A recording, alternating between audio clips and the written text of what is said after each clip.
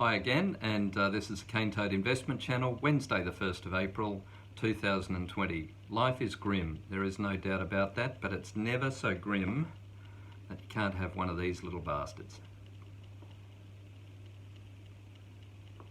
Last time I spoke about bank capital. Today, that's nice. I'm going to talk about, actually I've got a few more. I'm going to talk about bank earnings when unemployment is going through the roof. Think back to 1991, ANZ and Westpac both disclosed losses. Unemployment peaked at 11% in 1991. Now, if you take a walk down Hastings Street, Tedder Avenue or James Street in southeast Queensland, you'd say unemployment's already smashed through that 11% barrier. And it looks like it's going towards 20%, maybe higher. And that's something we're all going to have to come to grips with. But what does that mean for bank earnings?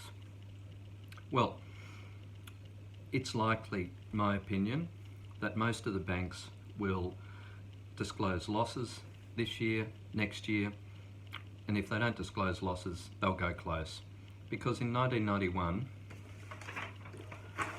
bank bad debts went to, leave aside the foreign banks and the state-owned banks, bank bad debts went to between 2 and 4% of their books. So on my hypothetical bank from last video, that's at